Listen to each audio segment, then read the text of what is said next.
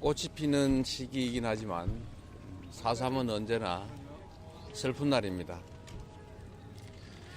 대한민국 정부 최초의 계엄령이었고 제주도민의 10분의 1에 해당되는 약 3만 명 가까운 사람들이 아무런 잘못도 저지르지 않은 채 또 영문도 모른 채 우리 국민이 맡긴 총칼에 의해서 죽어갔습니다.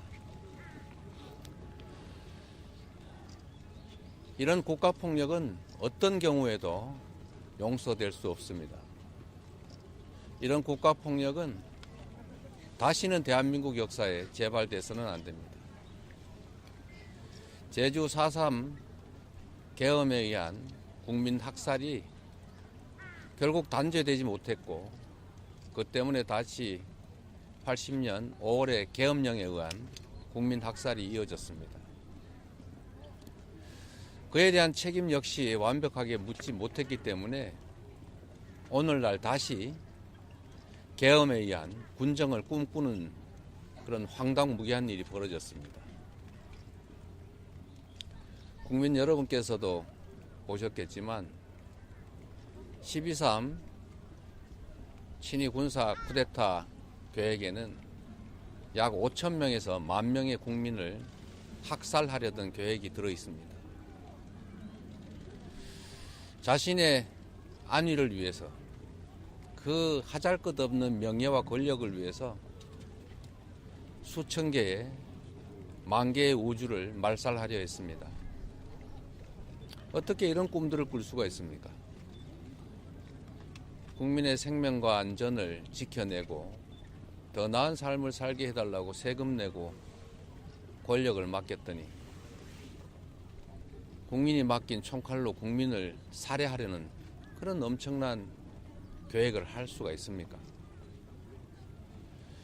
모두 다 이미 벌어졌던 일들에 대해서 충분한 진상규명, 책임규명이 이루어지지 않았기 때문입니다.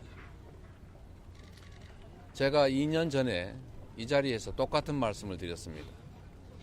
다시는 이런 일이 벌어지지 않도록 그가 살아있는 한 국가폭력범죄에 대해서는 반드시 책임을 묻는다, 형사처벌한다는 법이 필요하다고 했습니다. 2년이 넘는 기간 동안 참으로 많은 노력을 기울여서 국가폭력범죄에 대해서 공소시효를 영구히 배제하는 법을 통과시켰습니다. 저의 약속이기도 했고 우리 민주당의 공약이기도 했고 다시는 이 대한민국에서 총칼로 권력의 이름으로 주권자들을 살해하는 위협하는 일이 발생하지 않게 하려던 그 공소시효 배제법이 이 권한 대행들에 의해서 거부됐습니다. 역시 국가폭력범죄를 비호하는 그런 의도에서 시작된 일 아니겠습니까? 국가폭력범죄에 대한 공소시효 배제는 반드시 필요합니다. 아무리 시간이 지나도 국가폭력범죄를 저지른 자들에 대한 책임은 면제될 수 없다는 점들을 반드시 확인해야 합니다. 다시 한번 약속드립니다. 저나 우리 더불어민주당은 지금 대통령 권한 대행에 의해서 거부된 국가폭력범죄 시효 배제에 관한 법을 반드시 재의결하거나 또 내란 동조 세력 국민의힘에 의해서 거부된다면 그 후에라도 반드시 국가폭력범죄 공소시효 배제법을 재발의해서 통과시키도록 하겠습니다. 다시는 가족을 잃고 고통 속에 몸부림치는 이런 영상을 보지 않게 되기를 바랍니다. 국가는 국민을 위해 존재하고 국가가 곧 국민입니다.